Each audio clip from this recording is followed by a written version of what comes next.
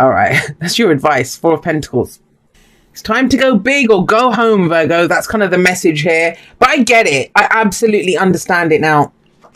Energy, I'm going to say this to you, and I've been reminding everyone of this, especially the way that I read the cards. I don't believe we can lock the energy into one vibration. One of the reasons I don't read reversals, because I think it's our choices that reverse the energy of that card, or, you know, whether we go with it. And I'm not saying there's anything wrong with reversals. There's times in my life, there's still times in my life that I will use reversals when they're needed. But we decide whether it's the highest vibration of that energy we're going to use or the lowest. And there's no wrong choice. Sometimes you need to go delve into the deeper, darker places. So I'm saying that because I'm going to read this in two different ways. The Knight of Pentacles he's the most hardworking knight. Your energy. This is the card for Virgo. It's Virgo energy. He shows up. He gets it done. He's the perfectionist. He's going to make sure that each step of that job or whatever he's trying to achieve, he gets it right. He gets it right. He's like, right, next step. Have I done this right? Let me make sure all the I's are dotted, all the T's are crossed. Is this done? Done? Great. Let's move on to the next step. So he's very methodical in the way that he works. But in that one step at a time, you know, staying true to the course, showing up every day, he gets the job done. And I always think he's the most reliable of the knights. The rest of them will get a new idea and run off, or something else inspires them, or they have a dream and they kind of lollygag around. But he gets it done. He's going to show up and do it. That's great. The darker side of the Knight of Pentacles is that he can hesitate unnecessarily. Why? Because he doesn't see the plan. He's like, I need a perfect plan before I can act on this.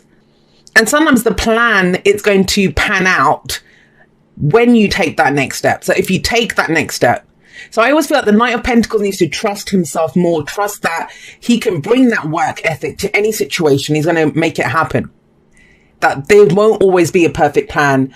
And he doesn't always need the approval. Sometimes the Knight of Pentacles come when we're trying something new. That shows up with the Ace of Swords there. When we're kind of going in a different direction. So we're kind of feeling our way. We're learning something new. We're going in, you know, we're creating something new. And it's okay to stumble. It's okay to make mistakes. It's okay to be unsure of yourself because you're going in a different direction. It's not something that you're used to. Now, there's that energy, and then we have the High Priestess with the Knight of Pentacles. Now, what's her thing? She is the keeper of all secrets, the keeper of all knowledge. She has access to the ethereal realms, you know, the tarot and all of this other, all the spiritual kind of knowledge that we have. The Akashic records, the collective unconscious knowledge that we're all tapped into. She knows all of that. So when she shows up in your reading, she's telling you, you know which direction to put your effort into. You know where to go. You might not know it on a physical level. That's the Hierophant card. He's the her representative on Earth, her earthly partner. But it's about what we do with it. Now, she's very passive energy. She doesn't always act on the knowledge. And when she shows up in your reading, she's telling you, you know, that's trust your gut feeling, trust your instincts. That's going to be frustrating for the Knight of Pentacles because he wants to see the physical results. He wants the physical plan, the guarantee of where am I going? What am I doing? So the great aspect of this is that some of you are going purely on faith, purely on your gut. You're still going, you're going slowly, but you're doing it purely on what you know, on what your faith is telling you, on what your instinct is telling you. Your intuition is key at this time. But others of you, you know that you could go faster. You know that, you just on that gut feeling, but you're not trusting it because you're thinking, well, it's not being shown to me. So it's going to be on that spectrum. Some of you are going to fall at the more kind of, I don't know what to do realm. And other people are going to be like, well, screw it. I kind of know it. I don't see it, but I'm just going to go give it a go. Now, interesting that the Wheel of Fortune comes up. Actually, hang on a second. Before I get to the Wheel of Fortune, let's talk about the Tower. I understand why you'd hesitate because you've had bloody shit crashing down around you for a while now. The Tower's coming up in the past. It's the foundation. Last week, last month, last year, it might be a series of Tower moments, that have been reverberating through your life. But I gave like a mini tarot lesson. Actually, I was talking about this kind of part of the Major Arcana on Instagram. I think it was last week or the week before, where I was talking about this. And the Tower always frees us. The card before the Tower is the Devil. It's liberating. It's freeing. It doesn't always feel that way. It's like you might be kind of, even though you're bound up but it can feel like free falling, right? We're being pushed out of an aeroplane. Yeah, we're free, but it's that kind of thing of, what? No, I was okay in that aeroplane. You know, that kind of energy. So the Tower frees us, but it's where we're starting from scratch. Something that you might have relied on, a relationship, your way of thinking. This can be an epiphany, an awakening. It's gone. Whatever that security was that you had. So maybe something that you worked very hard on, that you built, it's fallen apart. Now, the great news about this is that you are moving in another direction now. You have an idea, even at a very base level, you have an idea of which way to go. But it's okay to hesitate. You would, right? If you spent time working and building something before and it's smashed down around you, of course you're going to hesitate. It's okay to own that. There's no judgment here. But it's always owning where we are. Owning where we are. Looking at our motives for where we are. Why am I being this way? Okay, I understand it's because of this. Now you have the Wheel of Fortune coming up at the heart of your reading. Love this card. Love it. It's about fate. But what is fate? It's those things that happen to us in our life, right? The people that show up or the losses that we experience. This can be a loss. Whatever it is, we don't have control over that, over the thing that happens outside of us, the physical. But we do have control over how we choose to experience that, what we choose to do with that. Now, the Wheel of Fortune can talk about a second chance at something. And in which case, think about that. You're hesitating, you're going slowly, you're trying to make this work. But at the back of your mind is going to be this. Because that's what the mind does. It's always historical. It goes back over, well, this happened last time and that happened. But it's not the same. That's what the Wheel of Fortune is telling you. It's telling you that wheel has turned. Just because it fell apart before doesn't mean it's going to now. The whole point of the Wheel of Fortune is we begin a new cycle here. The energy has shifted. It's changed now. There's new opportunities coming in for change, but we're asked to do them differently. We're asked to, come forward and take advantage of those opportunities in a different way. We've already had one go at this cycle. We learned whatever we needed to learn from that. And I do see the Knight of Pentacles as a student sometimes, even the Page of Pentacles as a student. But now you know from that. So it's like, all right, I'm going to do this differently. If you keep doing what you did, you're going to keep getting what you got. So this card encourages us that, hey, you can have another shot at this. Doesn't have to be the exact same situation. Different person, different job, different whatever it is, different dream that you're pursuing now. But you're going to do it in a different way. The thing that can be disconcerting for earth signs, trust me, I know, is that unless it's right in front of us, unless we can see, feel, touch it, it doesn't exist, right? Sometimes the whole thing of it being an idea or just a feeling, that's not enough. It's like, how does that translate into the physical? How does it translate into the physical? You translate it into the physical. You bring the earth energy. I have people say this, like Libras say it to me all the time as well, that, I need balance. And I'm like, you are the balance. You are the balance. So as the earth energy, you bring that kind of groundedness and that earthy, beautiful energy. Earth energy is seen as the slowest energy because it's solid, it's real. Thoughts can be fleeting, emotions can be fleeting. That inspiration comes up from nowhere. And yet to build something, to physically build it, that takes time. But you guys can do it. Now, of all of this, and we're being told, the time is now. Go take this opportunity or go create the opportunity. And what is an opportunity? It's a doorway that is presented to us. But first of all, we have to notice it. We have to notice the doorway and then we have to walk through it. There's a card actually in the Wisdom of the Oracle, that's Treasure Island. And it says, you can see the map, you can have the map, even if you know where X marks the spot, but you still need to go and identify where the X is, dig it up and then pull out the treasure, right? And that's what you're being called to do now. But how are you going to do it? It's the how. Ace of Swords in the present. This makes sense. The cycles run from the aces to the tens, right? So we've got the ace is the beginning and it always begins with us. It's an opportunity for a new beginning. The Ace of Cups, how I feel. Ace of Pentacles, what's the potential I see here in this to grow this? Ace of Wands, what inspires me? What am I looking to create? The Ace of Swords is what is my truth. And that truth has been hard fought for. Because the 10 of Swords, the cycles run from the Ace to the 10, like I said. And so we're starting again, but the 10 of Swords just happened before this. Getting stabbed in the back, being left in the dirt with 10 swords in your back. That can leave a nasty aftertaste, right? If you've gone through something very difficult, and you have. The Tower says that. But this is where we get a new truth out of it.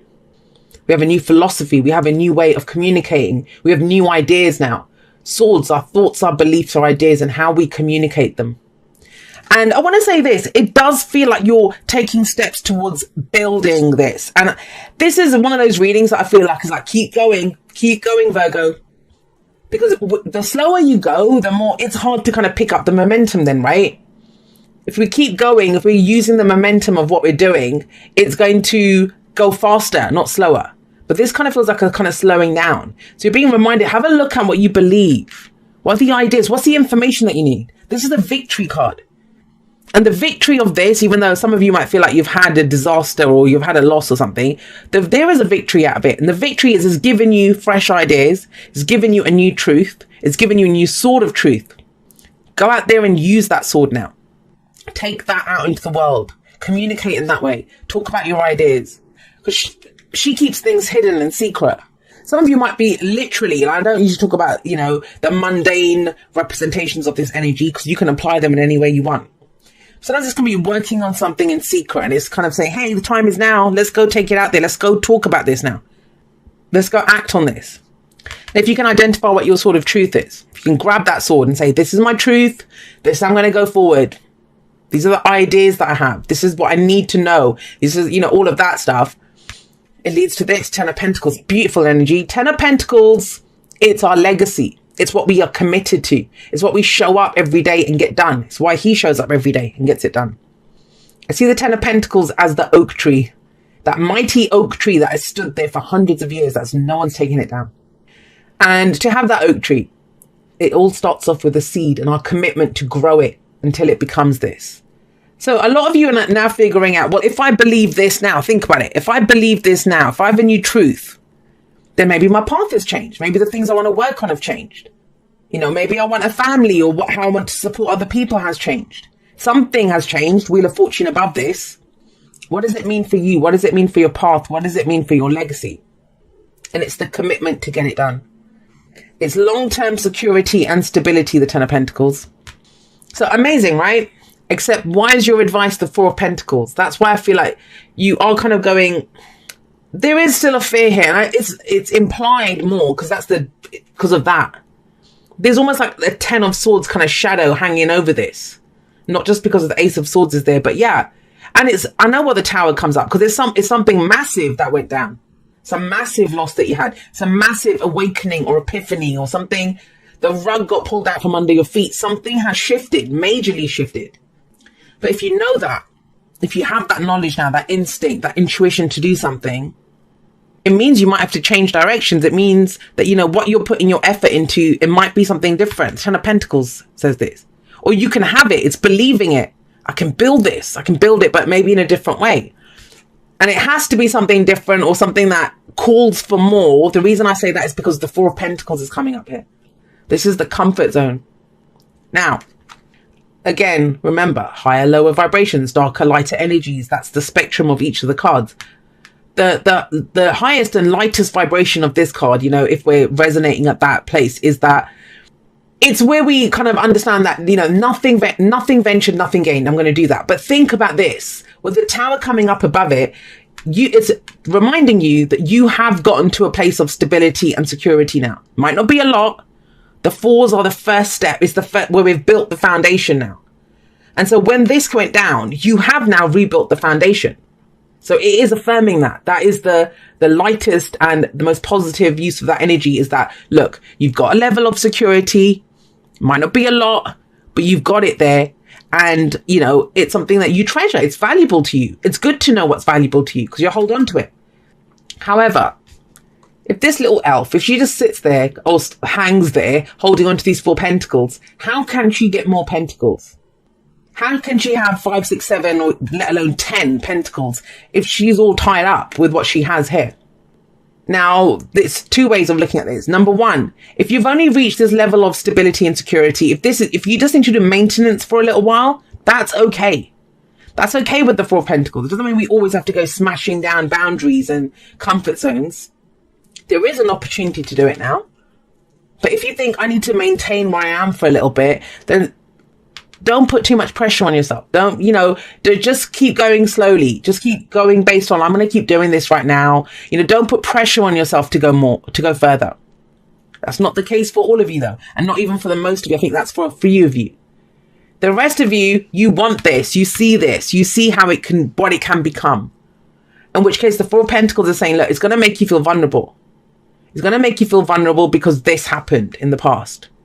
But unless we go and spend those pentacles, invest them, do something with them, nothing will change. You won't lose what you have. You won't lose what you have. It does reassure you of that. But it says, if you want more, then we must risk this security, stability that we've got. Go forward with our new truth, our new beliefs. Put this out into the open. Because remember, she keeps everything hidden. But I don't see it as being hidden with the Ace of Swords coming out, because that's speaking our truth, putting it out there. Right, let's get you some clarifiers.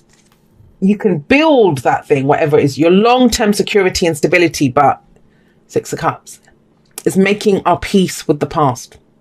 I actually went through a few weeks of the Six of Cups, and the true essence of the Six of Cups is when we can look back at things that they would have upset us before. They hurt us, no matter how painful they are. And they don't hurt us. Now we can think about them. Now we can look back. Sometimes I get people telling me that I don't care about the past. You talk about the past too much. And I'm like, well, the fact that you can't talk about your past or look at your past means it's still affecting you. You can run, but you can't hide, right? When it comes to your past. So this is where we have the rose tinted glasses. No matter what happened, we made our peace with it. We can kind of understand how it changed us. It doesn't mean to say that it was an amazing thing that happened. It could have been something awful. But we think back to a time before the loss of innocence. That's what the Six of Cups is. And I love the Six of Cups in this deck because they're the same person. See by the hair, right? Same person. She's gone back to her younger self. And her younger self has a gift for her that helps her on her way. So this is that energy of, was there a dream? This kind of feels like revisiting an old dream sometimes when the Six of Cups comes up.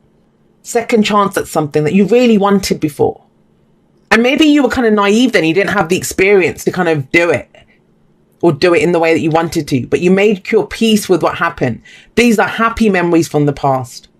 I do get a strong sense of like a second chance coming in for you, Virgo, at something. There we go. Two of Cups coming out. A lot of people have been getting this card as well. I think one of the other side, I think Gemini might have gotten this.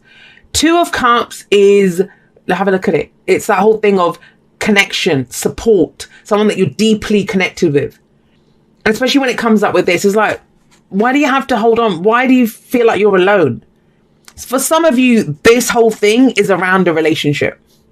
That you were let down in a relationship, whether it's your, ex or your lover, romantic partner, a family member, your business partner, someone at work stabbed you in the back. Whatever it was, whatever caused this.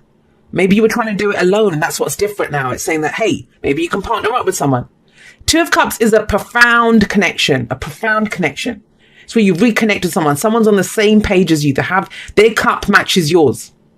But just because the two cups match, it doesn't mean that they behave in the same way, right? We can have the same emotions and feelings as someone else. Doesn't mean we're going to do the same thing. So there's a connection this card talks about, but it's what both people do with it. What they do with it.